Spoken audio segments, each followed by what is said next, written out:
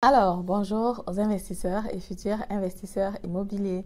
J'espère que vous allez bien, j'espère que vous allez tous très bien. Dans la vidéo d'aujourd'hui, on va parler comme ça du 29 septembre.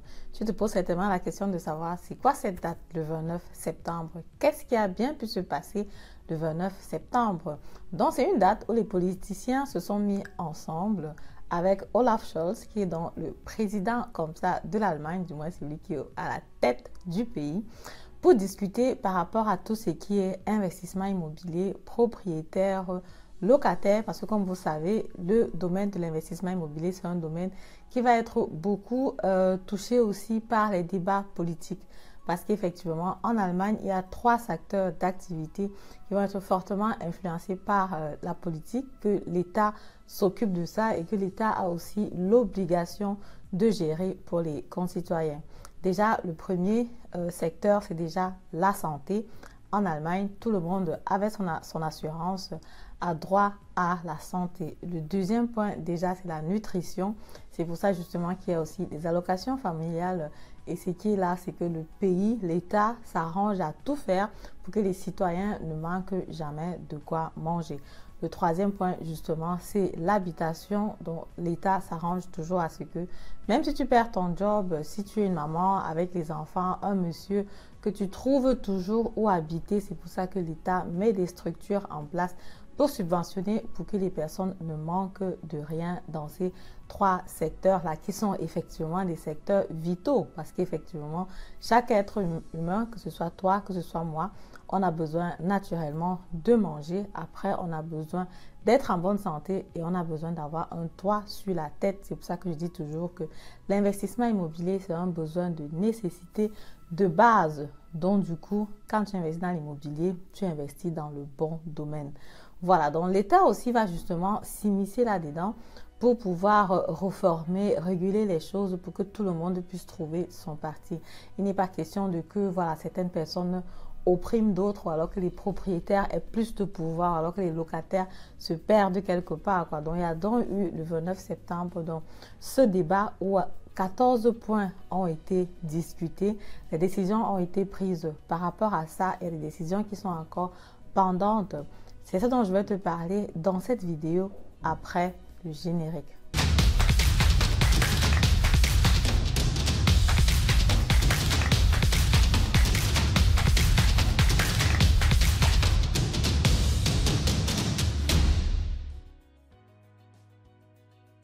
Alors, bonjour à toi. Si tu ne me connais pas encore, mon nom c'est Madeleine Intedem. Je suis investisseur immobilier, entrepreneur dans le domaine de l'immobilier, auteur du livre Devenez millionnaire avec l'immobilier.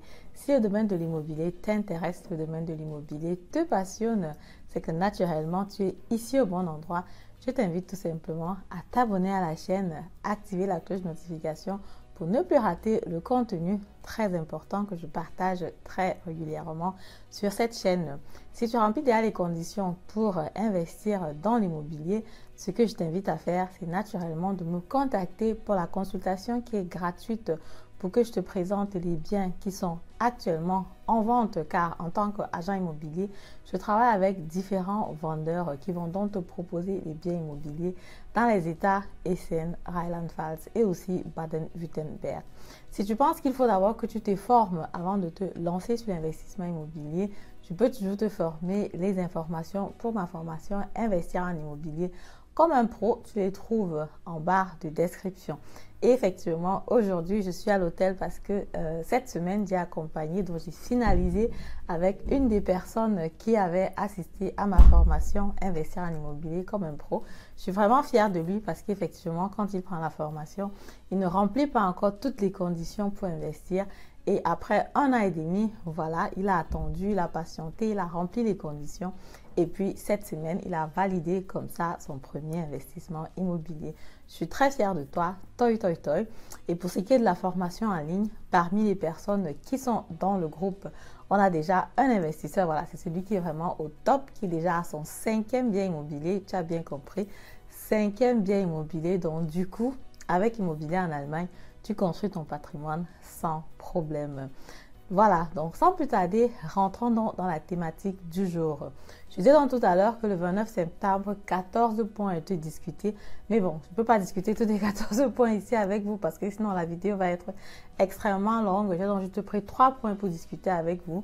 Je vais vous mettre comme ça l'article en commentaire pour que vous puissiez regarder ou bien pour que vous puissiez aller lire les résultats si vous le souhaitez bien. Le premier point déjà donc c'est l'amortissement sur le bien immobilier. Jusqu'ici, pour les personnes qui sont déjà investisseurs, vous savez, quand tu achètes un bien immobilier qui est déjà existant, l'amortissement va être de 2% ou alors de 2,5% selon l'année de construction du bien immobilier. Si le bien immobilier est construit après 1924, on va être sur 2% et avant, on va être sur 2,5%. Maintenant, pour les projets de construction, justement, pour faciliter la tâche aux personnes qui construisent, l'État a donc dit, OK, actuellement, on va passer à une amortisation, un amortissement qui va être dégressif et qui va être jusqu'à 6% pour les nouveaux projets de construction. C'est tout simplement énorme et c'est aussi top parce qu'effectivement ça permet aux personnes comme ça de pouvoir défiscaliser. Ce que je vais ajouter ici tout simplement, c'est que là ça va justement être juste possible pour les personnes qui achètent un bien immobilier locatif parce que dans le bien immobilier résidentiel tu n'as pas vraiment la possibilité de défiscaliser quoi. C'est sur le bien immobilier locatif que tu défiscalises. Donc ça c'est un peu pour faciliter aux personnes qui veulent investir dans les projets de construction parce qu'avec les taux d'intérêt qui étaient élevés, les matériaux qui étaient aussi devenus chers, plusieurs personnes ont lâché ce domaine. Donc, avec l'amortissement qui va donc monter à 6%, l'État a comme ça envie d'encourager les personnes qui veulent investir sur le bien immobilier locatif, même si c'est un projet de construction. Avec l'amortissement de 6%, tu peux comme ça investir donc plus sereinement parce que tu sais que tu vas économiser après. Ce sont les projets que je ne propose pas généralement parce qu'effectivement, je me dis toujours c'est bien d'acheter un bien immobilier déjà existant parce que tu vois, tu sais que ça fonctionne. Mais un projet de construction, pour moi, c'est toujours un peu difficile parce qu'effectivement, il y a souvent beaucoup de paramètres qui sont inconnus. Qu'est-ce qui se passe si le projet n'arrive pas à terme? Qu'est-ce qui se passe? Bref, il y a beaucoup d'inconnus quoi. Et moi, je trouve toujours un peu que pour un premier investissement, ce n'est pas souvent voilà, très bien réfléchi, surtout que ça va aussi coûter cher. Mais maintenant, si c'est quelque chose qui te parle, bien c'est quelque chose qui te tente naturellement, libre à toi. Je partage juste mon avis, comme d'habitude, sur la chaîne. Le deuxième point qui a été discuté, donc, c'était comme ça la facilité pour les projets de construction. Encore. Donc, en fait, pour permettre tout simplement aux familles qui veulent construire qui veulent faire des projets de construction, de pouvoir comme ça investir plus facilement. Donc, l'État va donc apporter des subventions qui vont être faites sous forme de KfW, que ça veut donc dire que tu prends un crédit, la maison doit respecter certaines normes énergétiques, c'est clair, mais après, tu as donc un certain montant avec un taux d'intérêt qui est vraiment faible.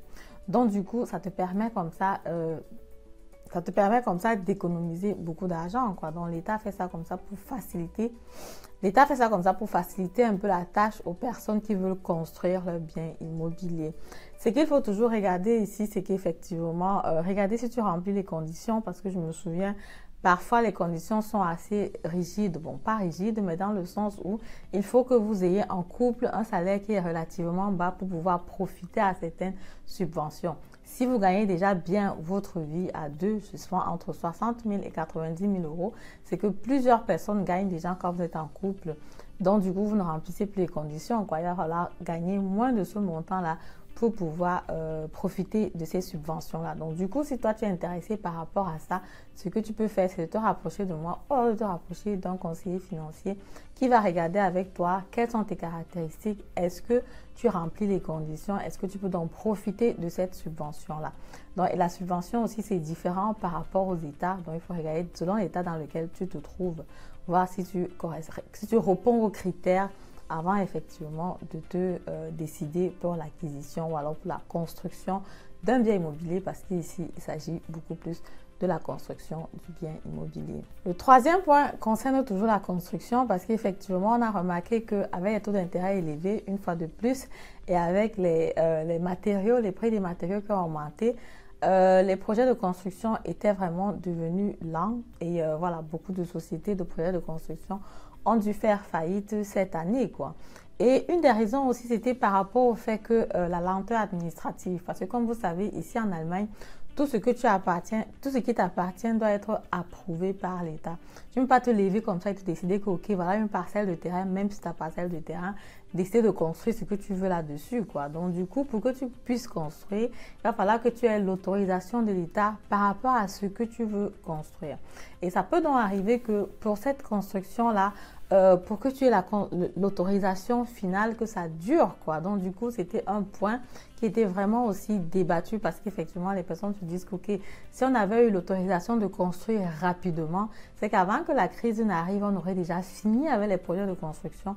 Et tout ça, c'est parce que l'État a traîné avant de nous donner comme ça la validation pour qu'on construise, quoi. Qu'est-ce que vous faites dans les bureaux? Pourquoi est-ce qu'on dépose un dossier pour un projet de construction? Pourquoi est-ce que ça doit durer 3 mois, 6 mois, 9 mois, je ne sais pas moi, sur la réalité, apparemment, ça peut même souvent aller jusqu'à plus d'1 an, quoi. Donc, du coup, lors de cette réunion, il a donc été décidé que pour les personnes qui veulent, par exemple, construire, voilà, augmenter le toit, ce qu'on appelle en allemand donc Dachausbau, tu as la possibilité donc comme ça de le faire après 3 mois que tu aies déposé le dossier à l'administration. Donc, quand tu déposes ton dossier pour que ce soit validé, si après 3 mois tu n'as pas de réponse, tu as quand même la possibilité déjà de le faire, quoi, parce qu'effectivement, tu as déposé ton dossier à temps pour pouvoir respecter ces conditions-là. Donc, du coup, pour faciliter un peu la tâche aux personnes qui veulent construire leur bien immobilier et aussi, naturellement, de mettre un peu de feu aux fesses aux personnes qui travaillent dans les bureaux administratifs pour dire que, voilà, quand vous recevez un dossier,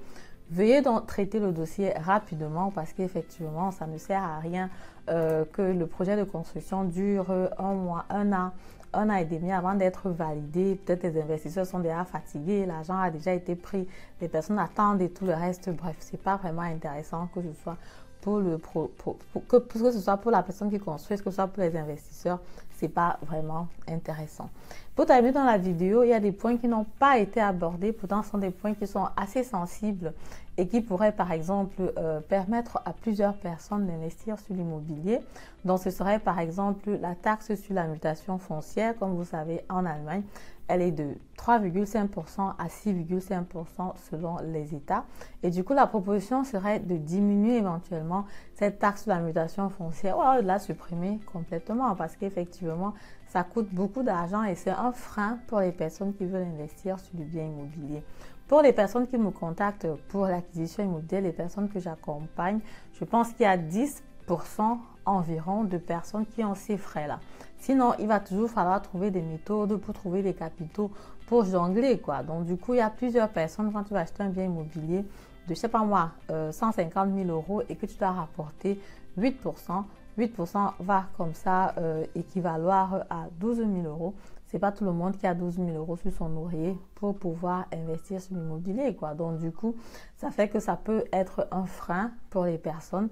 Et l'Allemagne étant un pays aussi où il n'y a pas plusieurs personnes qui sont propriétaires pour pouvoir donc booster les personnes à investir sur l'immobilier. On se pose la question de savoir pourquoi est-ce qu'on ne réduit pas cette taxe sur la mutation foncière, alors pourquoi on ne la supprime pas complètement pour motiver les personnes à investir. Mais bon, c'est un point qui n'a pas été débattu, mais qui est toujours sur la liste et on espère que d'ici l'année prochaine, ça va être débattu et qu'éventuellement, il y aurait une solution par rapport à cela. Et aussi, naturellement, pour les personnes qui sont propriétaires, investisseurs dans sur le locatif, le deuxième point qui n'a pas aussi vraiment été abordé, c'est pour les personnes qui sont investisseurs sur les biens immobiliers locatifs déjà existants, les plafonds des loyers, parce qu'effectivement, à Berlin, par exemple, il y avait eu cette thématique-là de plafond de loyer, donc de dire que dans une zone ou alors dans une région à Berlin, ton loyer ne doit pas dépasser un certain montant X au mètre carré. Quand l'État prend par exemple une décision pareille, ça va être difficile pour les investisseurs immobiliers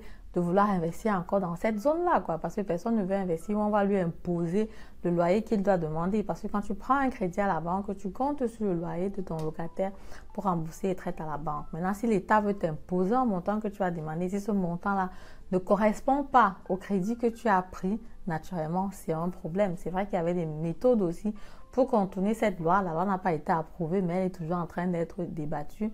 Mais ce qui est sûr, c'est que même seulement le fait de penser à ça, l'idée de penser à ça, ça freine les personnes parce que les personnes se disent, plafond de loyer, Pourtant, on a un crédit qu'on a pris, on a les dépenses qu'on fait. Pourquoi est-ce qu'il devrait avoir un plafond de loyer? Naturellement, les partis politiques le font pour encourager les personnes normales à les voter parce qu'effectivement, c'est la population qui leur vote. Et puis quand ils entendent que voilà, il y aura plafond de loyer et les loyers ne vont pas être, vont être plutôt bas, ils sont encouragés par voter le parti politique qui dit ça, quoi. Mais de l'autre côté, il faut aussi regarder que les investisseurs prennent un crédit pour voilà, mettre l'appartement à la disposition. Du coup, c'est un peu une balance comme ça qu'il faut regarder entre l'investisseur et le locataire. Trouver le juste milieu, ce n'est pas toujours évident et c'est pour ça justement qu'il y a souvent, généralement, ce type de débat politique-là. Voilà, c'est donc comme ça ce que je voulais partager avec vous dans cette vidéo. Si la vidéo vous a plu, comme d'habitude, je vous invite à me mettre un pouce en haut, commenter la vidéo, partager massivement la vidéo et on se dit à très bientôt pour la prochaine vidéo. Au revoir.